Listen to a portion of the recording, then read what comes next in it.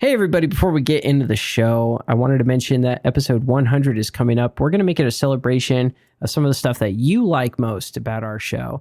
So we've got a short survey you can fill out in the description. Make sure you hit that up either before or after you've listened to this and tell us some of your favorite moments in the series, and we'll try to feature it on that episode 100 coming out mid-July. We'll see you there.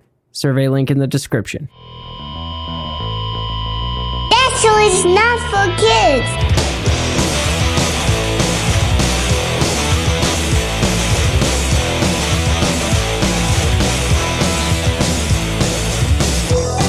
Ding, ding, ding, ding. Ding, ding, ding, ding. Ding, ding, ding, ding. Bring, ding, ding, ding, ding. Bam, bam, bam, bam, bam, bam, bam, bam, bam, bam, bam, bam. What's going on? Does it make you feel old when you do that in a public location and they're like, why are you doing Crazy Frog? And you're like, I'm not doing Crazy Frog. I'm doing the insanity test. The insanity test? I don't think I know this one. Uh-oh. Is it like in the vein of like those like stick figure Newgrounds animations? Like Yeah. It was just a picture of a race car and then it had that thing in the back. It would do what? It's like a try not to laugh before that was a thing. Oh, okay. So far, I'm hearing a lot of like minion-like noises, and it kind of sounds like a Formula One engine. And it is like a very low-resolution image of a Formula One car. Yeah. Is that it? That's it. That's the origin of the Crazy Frog thing. Crazy Frog sampled this. In 1997, 17-year-old Gothberg student Daniel Malmedal recorded himself imitating the noises of an engine. He posted on a website and caught the attention of a Swedish television researcher who convinced him to perform it live on air. Recordings of his performance began appearing on file-sharing networks, and it was adopted with an image of a Formula One car. This is like the same time as like All Your Bass. We were talking about All Your Bass the other day. I never saw this original stuff. I mean, I saw the Crazy Frog stuff, obviously. Never heard about the OG. Did we already talk about Hampton and the Hamsters? I feel like we've done. I don't know. I don't know about Hampton and the Hamsters. Is it like a Hamtaro, like a Hamtaro abridged? The banter segment is just becoming a history of like early internet memes. That's what we're doing now. I guess so. There were two friends in very early internet, and they had a competition to see who could make a GeoCities page that would get the most traffic in 1 week or something. Okay. And one of them, she like put a sped up version of that song at the beginning of the Robin Hood, the furry Robin Hood. Oh yeah. Tickety-da-ding-do-do-ding-da-ding-do. And a bunch of like hamster emojis. Okay. That went viral, and this is like pre-YouTube. It went nuts. And then there was like a whole thing with the rights issues again. Disney was like, no, you can't use that. And then they created a version that was their own. And then they made a dance remix that got super popular. And then Disney bought the rights to air the dance remix on Radio Disney. So it was like a weird Ouroboros of like media. Anyway. I do remember reading about that because I didn't know about all of that shit. I just knew that like as a kid, you just get shown videos or you go to the website to hear like the hamster dance. That's all people knew it as, right? It is crazy that it did not strike me until I read it on Wikipedia or what have you, that is the song from Robin Hood. Yeah. Just like sped up. The more you know. Or what was it that Bill Nye used to say? Did you know that? Whoosh, now you know. It's another reference. Yeah. We got any others we can cram in here? Peanut butter jelly time. Mm-hmm. Charlie the unicorn, maybe? Yeah, Charlie. Charlie bit my finger. Alien hominid. You know what's crazy actually is like Alien Hominid is in Castle Crashers, right? And Castle Crashers at this point is like an old game. Yeah. There's some amount of people who have played Castle Crashers and they knew that the alien is like a character you can unlock with no knowledge of the fact that Alien Hominid is like a thing. Yeah. You know, I almost interned at that studio. That's crazy. Fun fact. Why almost? They were like, we need a UX intern. I did really well during the interview and they had me tour the location and stuff. But near the end, I was telling my 2B mentor, I was like, I don't believe in like dedicating yourself to your work. I'm going to do great work, but like, I don't see work as my identity. And she like, you could tell like that was the moment when she was like, we're done. And then I got a polite email afterwards saying we're going to go with someone else. Interesting. Because I wonder if you dodged a bullet in some way or... Probably. I mean, I was just being my candid self, you know? Right. I wasn't saying like, I'm a lazy mofo, you know? Like... I don't give a fuck. I'm going to do the bare minimum. Yeah, but... Yeah, I was just saying like, my career is not my life. Yeah. It wasn't like, by the way, fun fact about myself. No, it was like they asked me a question and that was like my answer to it. Mm-hmm. But I could tell in that moment that they were like, no. It's funny because I was just rewatching Whiplash this week. You've seen it, right? No, Tom, I have not. We've talked about that, haven't we? As soon as I said that, I was like, no, wait. This was one of those movies where you were like, me. I haven't seen it. And I go, what? Like every time. Yeah. What are we doing right now? I have it right now on Blu-ray from the library, I guess, just for you. So you saying that like you went in there, you were like, video game development is not going to be my entire life. I'm not going to dedicate my life to a job. I just imagine the potential mentor you almost had as being like a Fletcher type character, the J.K. Simmons. And she was just like, she's like, oh, so you don't give a fuck about video games, huh? Just wrote you off instantly. Because she was going to like slap you across the face and test your desire to you're go not all you're the not way. UXing hard enough. Yeah. Yeah. What is this prototype? Just Give me 10 more. Like Whiplash, like redone, but like it's just like programming. It's like what Type could you faster. Yeah. No, you're rushing. Type slower. do? Do you even know how to push to prod? Oh my god.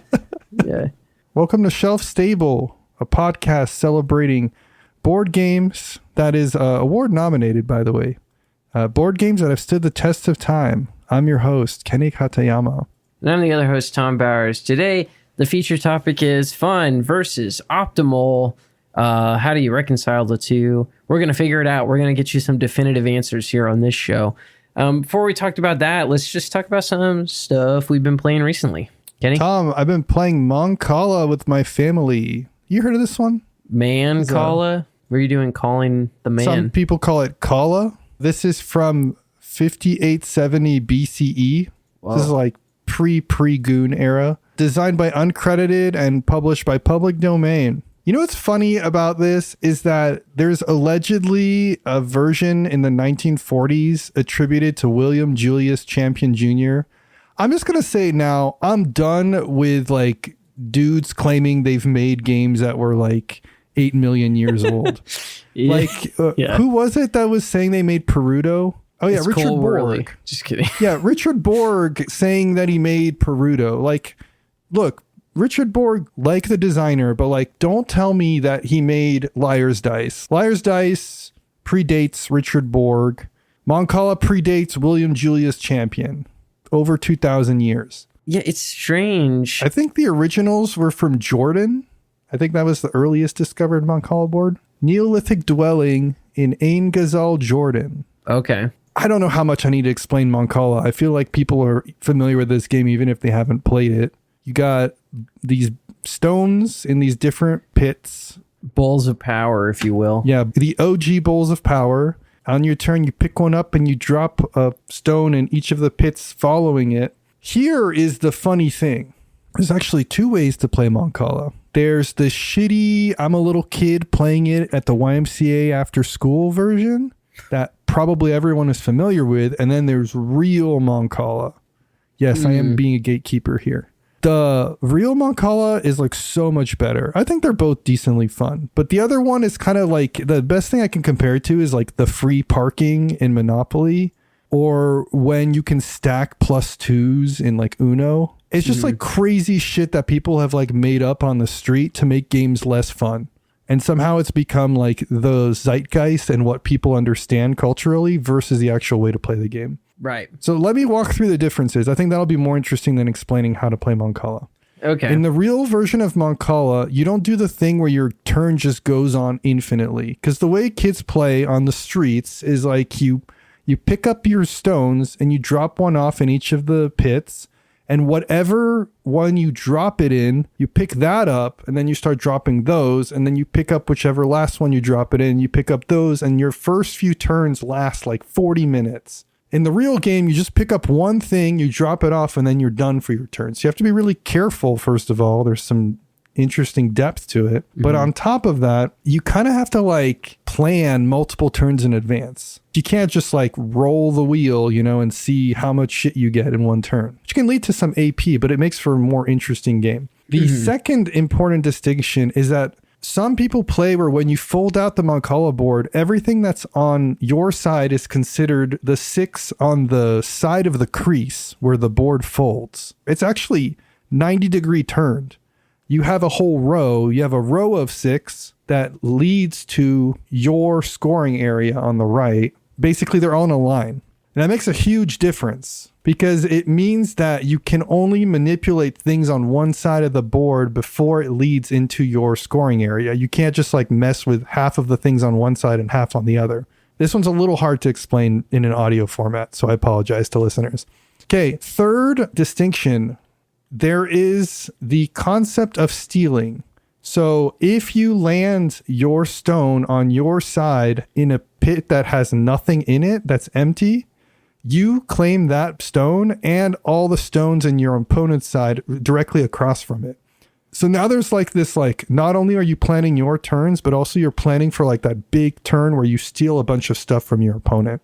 These 3 rules changes are all significantly better than the way that people typically play, which is to say infinite turn, weird positioning of the board, and then not including that final juicy rule. I'm not saying that Mancala is going to like revolutionize the world, right? You know, people have been playing it wrong. When they play this is going to replace chess. Like, yeah, I don't believe that. But I do think like this game is like legit good. It clears checkers, maybe? For sure, it clears checkers.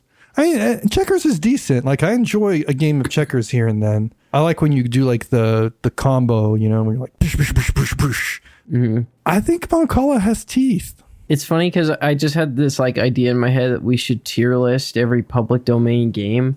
But then I was like, there's like no limits to that. It's like it gets out of control really fast. Anyway, that was Mancala.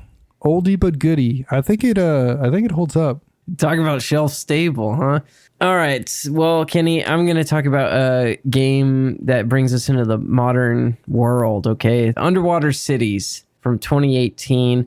This is designed by Vladimír Suchý and published by Rio Grande Games in English. This is a game that Kenny has talked about before on the show. How do I summarize it real quick? It's a very tight resource puzzle in the vein of other titles that come to mind, like Terra Mystica, Le Havre, or Et Labora. And maybe that's not doing it justice, but it really is like the core conceit is that like there's going to be a refresh phase, and that comes every couple of rounds. And we were all like, oh, okay, so when else do we receive resources? And you were like, never. And we were like, are you sure? Are you sure about that? We don't get anything, because like, you know, we can accept that, but then like we play like one turn and all our shit is gone. It's like, oh, and we don't get any more for like 3 more rounds, huh? Like, that's how it felt anyway. But obviously it's kind of a worker placement game at the same time, but where in addition to that, you're building a tableau with cards. So you're taking worker placement actions using cards from your hand, which is a pretty elegant design. And then when the color of the cards lines up with the worker placement square, you get to keep the card or trigger its effect. And some of the effects are one time, sometimes they're permanent. Yeah. A lot to puzzle out every single turn. It was really funny watching you every turn put your card on the worker placement spot instead of your worker.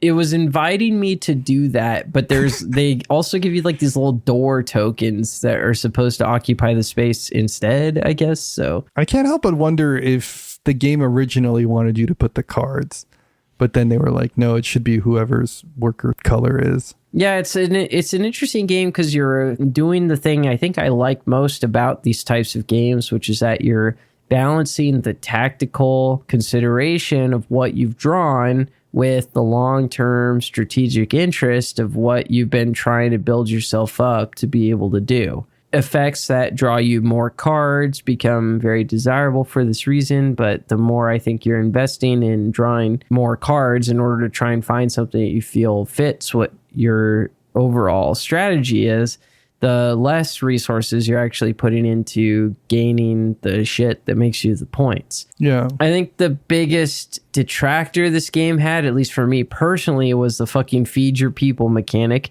Not usually something that I complain about all that much. I typically respect its existence and understand why it's there.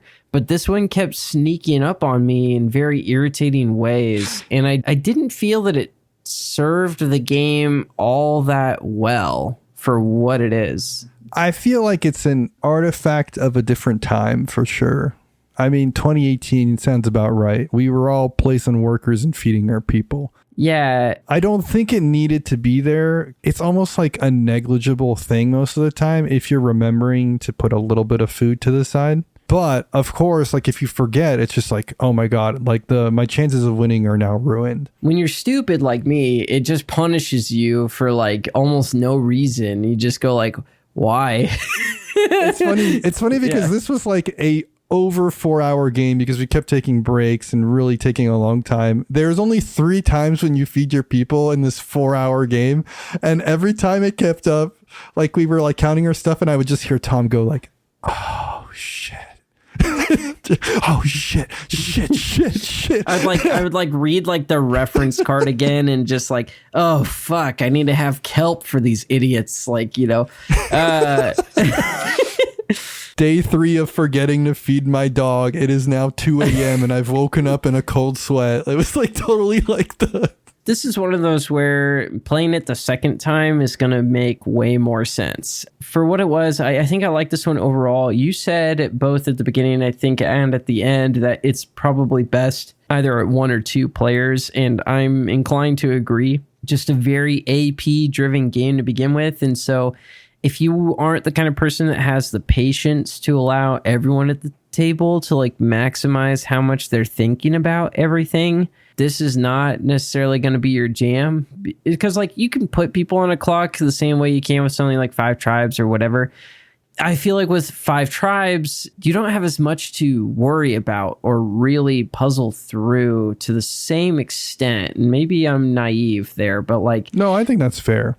This game is like really inviting you to have thought ahead and to really have tried to prioritize and time things to the biggest advantage possible and find ways of sort of breaking the resource limitations. This is definitely a personal preference, but this commits like a personal sin of mine for worker placement, which is that I think worker placement games are best when you can really mess with other people in terms of how you take the actions and block spots, hopefully intentionally and not by accident.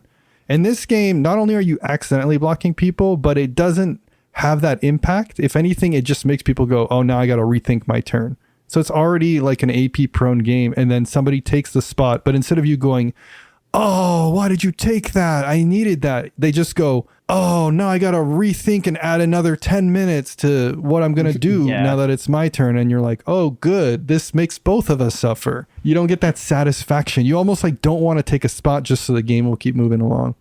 It's really almost kind of a problem of worker placement as a genre, which is like either you make the locations so generous that blocking is not really a consideration, or you make the game so tit for tat that blocking becomes part of the dynamic and interesting strategy, in which case you're probably best served by limiting your game to 2 players. But I don't even know of a worker placement game that is strictly 2 player. Well, there's like the 2-player lookout line where they did like Agricola for 2. Oh, okay, yeah. For 2.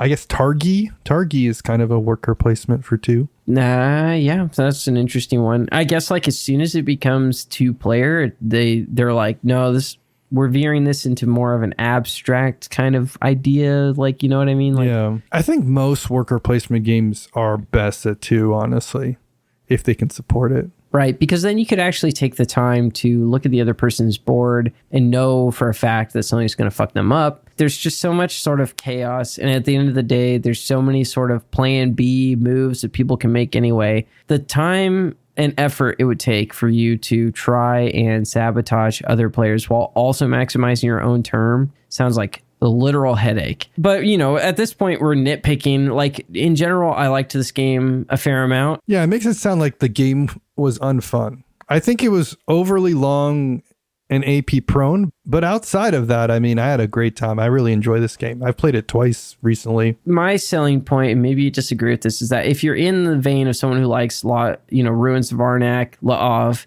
those types of games, resource puzzles, if you will, with worker placement, spots, and hand management combined, I think this is going to tickle your fancy. No, I think that's fair. I think that's a good valuation. And I think it's doing enough stuff that is different from those other ones that it kind of deserves its own spot. So line it up. Underwater Cities from 2018. Tom, you and I got to play Concept from 2013. Hey, Concept, everyone. Classic. Gaëtan Beaujannot and Alain Rivollet, published by Repos Productions. Concept, people thought it'd be really funny after hearing the other episode where I was like, I'm so tired of Concept, to be like, let's play Concept, y'all. Woo! And so we literally played Concept as a meme.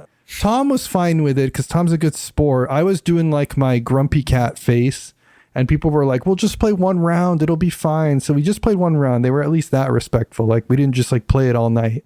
I'm here to report that like I played it open-minded.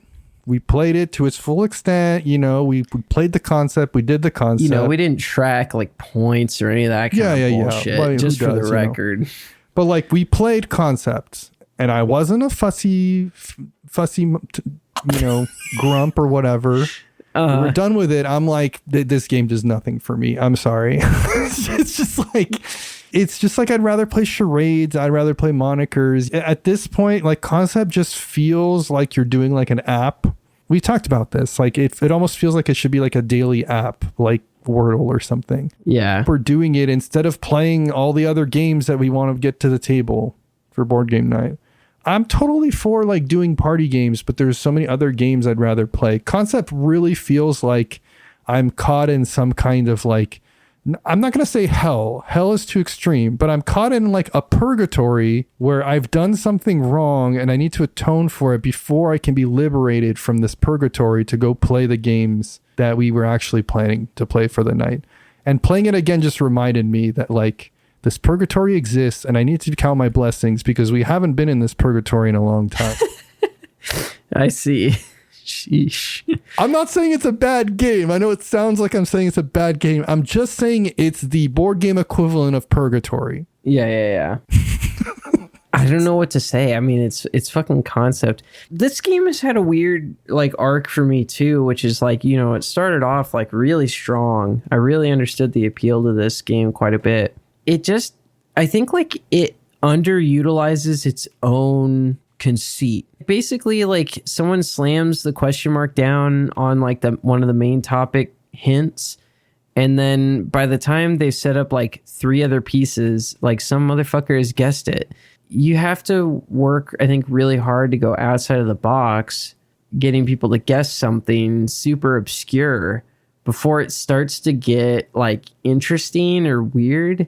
But the problem is that getting the table to that point, at least for me, like you can kind of see it almost like everyone like checking out where they're like, I just don't even want to think anymore. It's like a party game where the party is watching someone mix a drink. Like it just is like, okay. It's like a party for people who don't want to party. Yeah, literally. The game almost works better like as I've seen this before, like almost like a window shop piece where you just have like the board laid out in a static arrangement and you say like guess the movie, you know, win a gift card and people can write in an answer. That's like the best use case for Concept anymore. I don't know. There's just so many games that like are in this vein. Guess what I know that you guys don't know.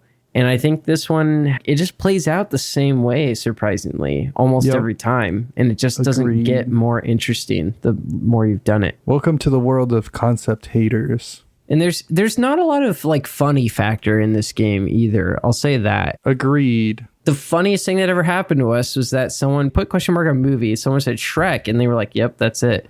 And that was like so funny that we guessed it without even putting a second clue down. At one point, it was a meme to just say Shrek at the beginning of every clue giver's turn. Yeah, that was a fun time. Even that is like pretty old hat at this point. That was Concept from 2013.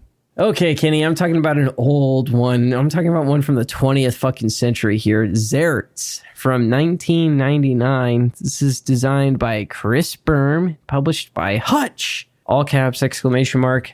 ZERTZ. ZÈRTZ is part of the GIPF project. We've mentioned this a few times. It's part of my goal this year to play all 6 of the canon GIPF project games. I think I might try and find the one with the sand timers and try that one out, but I think that one has been decanonized. ZÈRTZ is the second one for me. The first I played was Devon. Am I going in any particular order? No. It has something akin to Hey, That's My Fish with a shrinking board. In addition to that, something that is akin to checkers. But unlike checkers, or at least I don't think it's like checkers, you're forced to capture pieces. In ZÈRTZ, you have discs on a board that will shrink. The discs, they're modular, I think almost like hexagons, the way that they're laid out. And then you're going to be taking them away on your turn. You're going to be placing these marbles inside of the discs. But then, if 2 marbles are next to each other, you're forced to jump over it when the next player's turn starts. So if you end up in a situation where you're kind of like forced to eventually allow someone to start capturing these marbles, you don't win right away just because you have the most marbles. You need to get the most of a certain color, 3 of each colors, and so on and so forth. A lot of little tactical go-like layers of strategy. I'm sure the online ZÈRTZ community goes crazy for this, just like any other 2-player abstract game. Overall, I do like this one. I really enjoy the aesthetic of these games in general. I feel like when you pull this out at a public park and you're playing these games, you feel like a Mensa Select genius. You're just sitting there. People are like walking past like, whoa, they're like in the 5th dimension right now. You're a real life Mentat or something. Like you're playing this game, your eyes rolling in the back of your head, and then you make a move and they're like, I don't know what that means, you know? That's what it feels like to play these games, and it's fun for that, but I don't think I'm very good at this one. I don't think I grasp it as readily as I did with Devon, which is also kind of interesting. It's surprising how different they are despite really looking similar at the surface. Yeah, that's the other thing too, because Devon is just a bunch of discs on a grid-like pattern. It plays totally differently. Yeah, and at the same time, they both have very simple setup, easy to understand rules. You're quick to get in and out of a game of this. I mean, it does everything that a good abstract is supposed to do. And I think that overall, the project itself, I will decide already deserves a place on your list of 100 games. And I don't see that changing anytime soon based on the experience I'm having so far. But who knows? Maybe the other 4 are huge letdowns. But I kind of doubt it. I mean, this has been good so far. It's funny that there's an accent on the E. Yeah, it's more like ZÈRTZ, I guess. Because doesn't Kris just like randomly generate the names? I remember somebody telling me that. I don't know if it's true, but if that's the case, it's like, I just love the idea that Kris is like, oh, no, it's pronounced ZÈRTZ. It's not ZÈRTZ. Because it's like, okay. I have no clue. Alien teaches you how to pronounce thing that sounds the same to you. Mm-hmm. That's like a bit, right?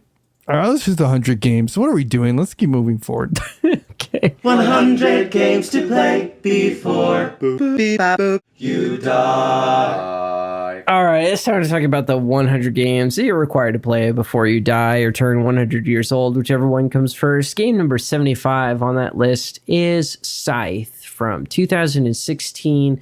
It's designed by Jamey Stegmaier and published by Stonemaier Games. Do you think there's any coincidence to the name of the publisher? Kenny, why is Scythe on the list? Scythe is here as a foil to Blood Rage. If Blood Rage is like a thematic game where you're fighting people, but there's some Euro elements, well then Scythe is like the Euro game that just happens to have a few like thematic fighty elements in it. It's like the opposite. It's also here to characterize like Jamey Stegmaier's design work as well as production work, really emphasize Stonemaier's ability to create that high quality experience. I don't think it's too far of a stretch to say that Scythe was pivotal in ushering in a new age of Kickstarter, as well as like a new age in terms of production quality when it comes to board games. And for that alone, it deserves to be on here. I think it's like less impressive to people who started board gaming like way after Scythe came out. They'd be like, this is just another one of those games, you know? But I think it cannot be understated how significant this and Gloomhaven were in kind of like creating a new era of board gaming. I think that Scythe is pretty polarizing, the game itself. Some people saying it's overrated, or some people saying it's a frustrating game experience or not what they expected. But then there's other people who are like, oh, Scythe is my favorite game, or just like play a game of Scythe every week. There's like competitive online Scythe communities and things like that. It's a game that like really, really marries the Euro with the combat. It has that Cold War feeling where like you really actually don't want to fight. It's not really beneficial. So you just keep growing until you butt heads with each other. And then there's maybe like one or two fights that happen the entire game. I think the key with enjoying this game is you have to set expectation that even though you have these cool mechs on the board, you're not going to be doing a lot of fighting. You're mostly going to be farming and collecting resources. Right. Yeah. The mechs are like mostly there for people to go, whoa. They're not really there to go. Yeah. I like Scythe personally. I know you have kind of a weird love-hate with it. You just never really got into it. But I mean, I think it's a great game that just kind of really scratches the itch for me, despite thinking I wasn't gonna enjoy it too much. The first few experiences with it just like kind of grew on me, and I was just like, you know what, this game's pretty good. I like this game. Yeah, it's funny that you called it polarizing, because I suppose we ourselves represent this dichotomy a bit, because I think I'm in the camp of basically wanting to call it overhyped. I can put some respect on it, don't get me wrong. I would sooner play this than a number of games that we've literally mentioned in this very episode. I'd rather play Scythe than Concept, for example. Yeah. But like, I think the thing that is frustrating about this game as an experience for me is pretty much exactly what you said, which is like all of your expectations will be undermined. It's kind of like listening to Kid A or something like that. You just go into it thinking one thing's going to happen, and then you come out of it like, what the fuck was that? You know? Scythe, the Kid A of board games. Isn't it though? Because like, you get these mechs and you're thinking, okay, this is going to be combat. This is going to be fucking Risk. And then it's not Risk. It's an apt comparison, because people hear Idiotech and they're like, oh, this is going to be a sick dance record. Like, yeah, but instead it just sounds like the shit they put on at the sauna. Like, just it's like a sad alien trying to drown themselves. You know what? Scythe is basically a sad alien. Like, I don't know what it is exactly. It's a combination of elements, really. It's the fact that the Scythes, it doesn't end up feeling like Risk, like combat, which I think is what I always sort of want this game to be, and that's why it fails. And then I think when I try and appreciate it on the other axiom, which is like, oh no, it's actually about like resource exchange and building yourself up into a beautiful butterfly. As soon as I feel like I'm about to get going, someone goes, and the game's over. And it's like, okay. Scythe, not for everyone, but yeah, you got to at least try it out. I agree with that. That was Scythe. Okay, enough yapping, enough bullshitting. It's time to break it down. It's time to get serious, get real, and really like tighten up, because this is running pretty damn long. It's time to get into the main topic of this week's episode, the real meat and potatoes, if you will. The part of the episode that people skip right to because they don't want to listen to the rest of it. And this week, we're talking about fun versus optimal. Is a it lot of skipping going on here. fun, have fun, or is it optimal Good luck, to have fun. optimize? No, I came here to win. Really, in my mind, what we're saying here is like, this is having fun as in like not giving a fuck and just letting it rip. And this is also having fun means I pull my calculator out. Like, this is fun versus fun, but we're talking about two different flavors of fun. Well, I think it's the conflict between the two. And most importantly, it's like when they come to a head, right? Because ideally, like a good game is going to do both at the same time. I can think of quite a few games where like you're never worried about that. The good thing is the fun thing. How do you mean? When I'm playing Food Chain, there's not ever a moment where I'm like, oh, well, I could do this, but I'm not going to do that even though that sounds interesting because it would be ass. Like usually the game is designed around being competitive is what I'm saying. Or it's like a party game. But I think the greatest point of contention with this is when the two things aren't the same. And then that creates that dichotomy, that creates that like splitting where people disagree. Because like a good example I could think of in a way is the haters are going to come at me for this, but I'm going to say Magic the Gathering. That's crazy that you're comparing it to Magic the Gathering or referencing I feel like I don't get enough hate actually for how much I bring up Magic the fucking Gathering. I think it's been more prominent recently. I think the hate is building. Is it? Maybe they're working on it. We're cooking it. Yeah. When you're drafting, especially if you're doing like a cube draft or whatnot, you might reach a point where doing the obviously optimal thing is not fun. Because if you did the optimal thing, an example on like a legacy cube online or vintage cube, I should say, the optimal thing is to draft an aggressive like red, white or mono red type strategy a lot of the time, especially if you're like somewhat of a noob. But maybe even if you're not a noob, like you'll just pick up more wins by playing obvious aggressive strategies. But isn't that bad design? You don't think that that's like problematic to the play experience? I do think it might be partially a design problem of some of the vintage cubes, especially they've had it on Arena. For those who know, they know. But even still, and it could just be like, you know, like a set comes out and like maybe there are some those design flaws and what have you. I feel like there's often a dichotomy, especially in draft games with any kind of drafting. I mean, Terraforming Mars does this. Yeah, drafting is a particularly tricky one that I think falls victim to this quite a bit. Exactly, like Res Arcana, Arnak to some small extent. Anytime you have cool combos and drafting, you're going to run into this because the cool combo is not necessarily what wins. That's why I have so much respect for like Race for the Galaxy and for like innovation, because those games, it really feels like the craziest thing. The wildest things is often the thing that's best. So you don't have to make that. You don't have to make that decision. I see what you're saying. Yeah. Cause you'll be stuck in a moment where you're like, okay, this 2-card combo doesn't win the game, but man, it's going to feel fucking sick to pull it off. And that's the other thing I was saying with like drafting is you go like, oh I'd rather play 4 colors, lose that edge from like not being a single or 2-color deck, because I'd rather have fun and rather like get to play all these wacky cards that do crazy things in tandem. Yeah. I've noticed this is more of a problem with games that have larger branches in terms of what you can do. Because like a lot of abstracts, a lot of games with a very limited rule set, like a Knizia game, you're not going to have the opportunity to just be like, watch this shit, you know, and then it sucks. Usually you can do different kinds of plays, but they're still within the space of what you're doing. You're not like creating your own tech tree and going and doing your own thing. Whereas like the games with the big deck of cards where every card has a different ability, that's where this becomes more of an issue. Or games where just like there's like 20 different things you can do and you're only going to be able to do 8 of them during the game.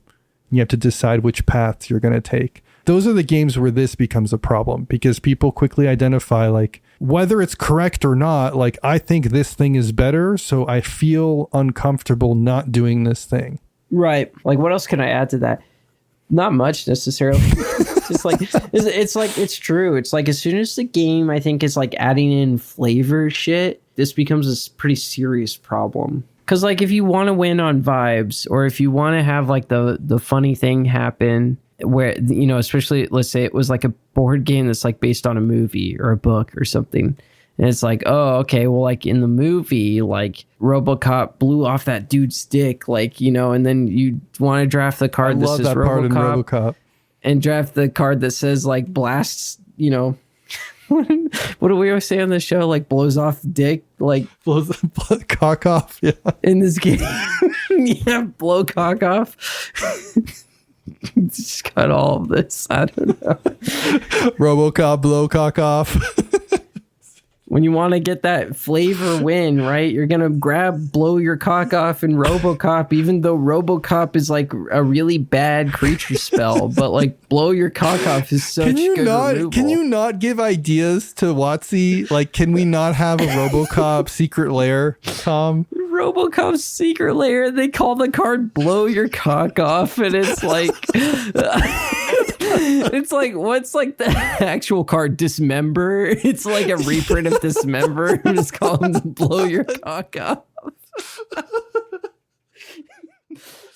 Robocop is just like solemn simulacrum or something. I keep wanting to say Robocock. Yeah. Robocock, blow your cop off. What are we talking about? Talking about the problems between like wanting to do a flavor win, versus actually win. Okay, what do you think about this? There's a potential for a house rule in some games where you can like award 10 points by vote to the person who was the coolest. I was playing this roll and write called Floor Plan, and our buddy Josh, he had like a beautiful house. This is like create a blueprint of a house. Rolling right. Yeah. Like a beautiful house. Like you could have built his house in real life and it would have been swag. Yeah. I made the fucking Willy Wonka factory, like with doors leading into pits and like stairs that go off into nowhere. And it was like, congratulations, you got 300 points. And Josh like crashed out. He was like, there's no way that my beautiful house scores 20 and your piece of shit is like 300 points. Right. And so we tried house ruling where like everybody votes at the end and the person who had the prettiest house gets a bonus 15 points. Oh, okay. Or, the numbers are probably wrong, right? But like... Right. Yeah, he gets like the 15 kudos points and he's brought up to 35 and it still is nothing compared to your 300. That's the thing. Even though he lost by, over 200 points the second time, he felt way better because he was like, I got the kudos points, Yeah. And I think there's something to be said for that. I think more games need like everybody votes at the end optional rule. For like who had the coolest game, and you can't vote for yourself. Well, I like this idea on paper, but I'm gonna carry it a step further. I'm gonna introduce a meta game. At the end of every game, the players of that game have a vote to decide who had the most swag during the game, and this is just completely arbitrary. And it's like, but the meta game of swag points is always going. So it's like it becomes like a social credit system basically. But then can you imagine going back to Magic? There are people who draft certain cards just because they're going to sell them for money after the draft. Right. You're running into a potential issue. You're money maxing. You're running into an issue where somebody's going to play suboptimally now, so bad that like because they're just trying to get the swag that it like messes up the game. Like you can't veer too far in. If swag points convert to dollars, like you have a problem because now everybody's trying to swag on each other. No, but the swag would be like fundamentally worthless. It's just literally like social credit. Yeah, like what could you at the end of the year, there's going to be a swag winner and like that's it. You'd be and surprised what people would do for social credit, especially when they know they're already in a losing position. They get a $10 Applebee's gift card on December 31st and then it resets. Look, all I'm saying is I know at least a few people that would totally be willing to throw games just so they can get a few brownie points for an Applebee's gift card. I welcome the chaos. That's all I'm saying. Like they can go fuck up 1846 and sabotage everything and screw you hard just so that they get the swag vote. But we've complained about when you lose Seven Wonders because the person to your right was like just so bad. Like that's not fun. Or like when you win like crazy because the person was so bad. So now you're like just but creating who's getting the players. swag vote in this scenario? The person that drafted none of the green cards. They're like, I'm going no green strat. Oh, that's so cool. They didn't draft a single green card. Meanwhile, okay, but if they're leaning too hard into the idea just to score the swag, I feel like it's going to work against them. And you're then saying they would get the cringe vote. Yeah, exactly. Like they won't win the swag vote because it'll be like they didn't win. Now if they go no greens and they win, then they get a swag vote. Maybe we're thinking about this wrong. Maybe instead of having a swag vote and that person gets points, we have a cringe vote and the person that did the least cool stuff gets a penalty. No, that's like negative player experience. That's like so problematic on every level. And they just always downvote the winner. Yeah, literally every time. Whoever wins the game. Everybody just starts playing suboptimally. It gets like really, really bad. I told you my idea for a reality game show, right? What's that? It's like you get like a bunch of really smart people and like one like regular person. Okay, so a bunch of Mensa Select members. A bunch of Mensa Select and like one regular person. One YouTube Shorts enjoyer. Someone who has like 200 hours of YouTube Shorts over the last 3 months. So they all do an IQ test and the producers know the results, but none of them know the results. And then they go, okay, one of you has an IQ of like 70 and the rest of you have IQs over 200.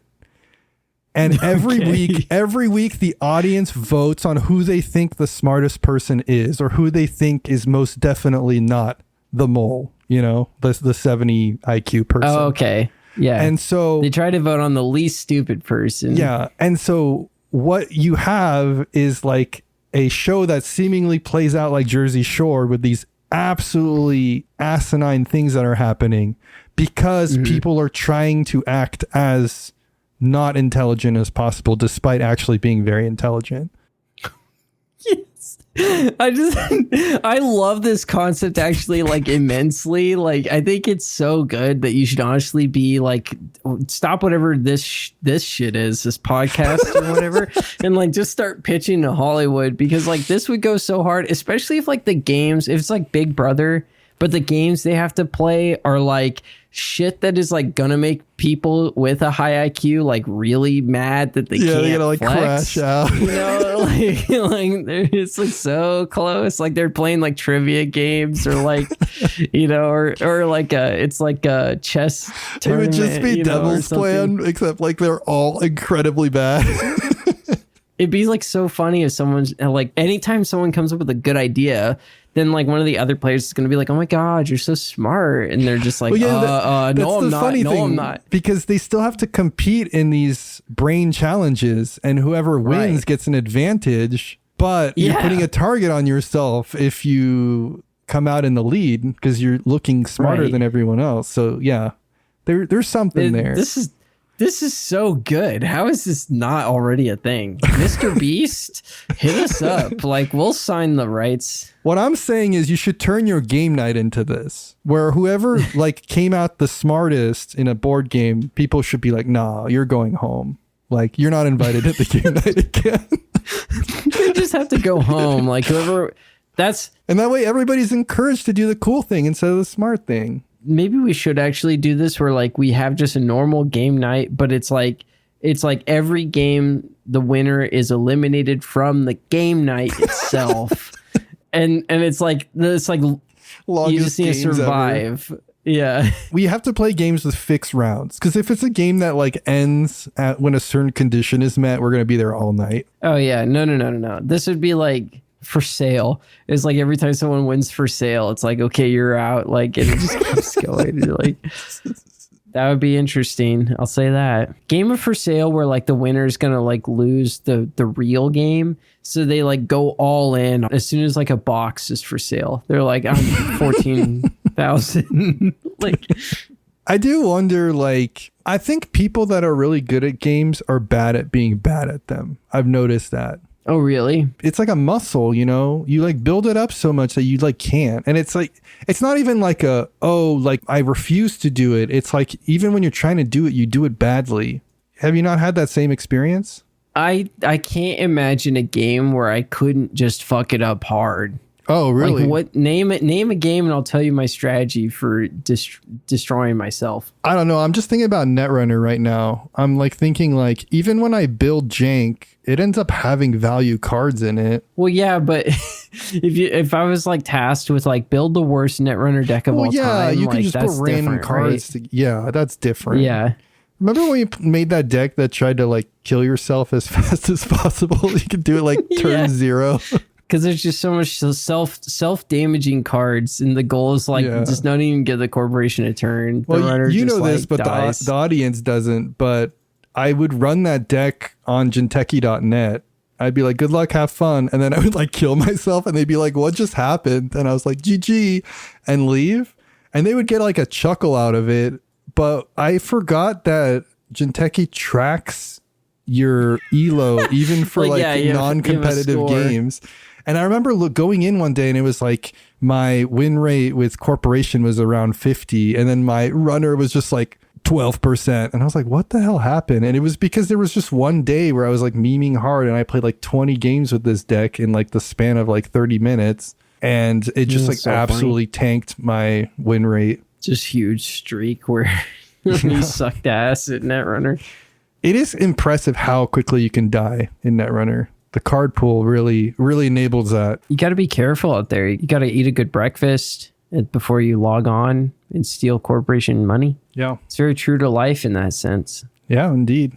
This is one of those episodes where I don't know how deep we can go on this. I think I'm having more fun talking about this theoretical game show we just came up with. It's honestly so good. It sounds almost like Nathan For You, just like everyone literally acting stupid. Like I'm just picturing like 12 like professors in one Twitch streamer. It's just like so funny imagining like all the professors like trying to act like a Twitch streamer and they just don't even know how. Like it would be really entertaining. The normie gets eliminated episode 1. It's like what's the rest of the season? That would be really funny. Like everybody thinks they're still in the game, and then they're just like they're all super smart. The audience at home is like speculating every week who's actually, and then it turns out that they were voted out episode 1. Maybe you don't need the normie at all. Actually, you just get like a bunch of like geniuses in the room, and you say one of you is stupid as fuck. Like you trick them. Like, that would be crazy if the twist was that none of them. Like they just lied to them. This would only work, I guess, too, for like the first season, because like then people watching it would try to get on, and it'd be like, come on, yeah, right. But, I'm glad that this episode devolved into just talking about this reality show. There's something there for sure, but we'll have to figure it out. I think that's just gonna have to do it though this week. That's what we're sending out. We definitely covered the topic. Thank you, everyone who listens to the show. Thank you especially to our Patreon supporters. You can subscribe to us for free, by the way, and you get access to our monthly Patreon newsletter. But if you want to get access to unedited episodes and monthly bonus episodes, such as a recent series of episodes that I'm going to be recording with Dan Jolin of Senate Magazine, we're talking board game movies. It's been a fun time. Then consider subscribing at one of our paid tiers. Helps us make the show the best thing that you can be listening to. That's what we're always aiming for around here. Thank you especially to Michael, Tyler, Devon, and Josh of the Boise RainBeaus for your cool segue music. Thank you to Bonehouse for letting us use your song Rot as our opening theme. What do you think? Did we nail this topic? You can reach out directly at shelfstablecast@gmail.com. Let us know your thoughts. If you're loving the cast, drop a review. It's a huge way to help us reach more people. Share it with a friend, or just hit any thumbs up button whenever you see one, even if it's not related to this show. All this and more will be available in the show notes. Why'd you have to read your bit so sarcastically? You can rework it in your voice. It's very Tom-coded. All right, next week, join us. We're going to be talking about Brass Deal, a game concept that I've been brewing for months, if not years at this point. We're finally going to pin it down live on air next week. See you there. Bye.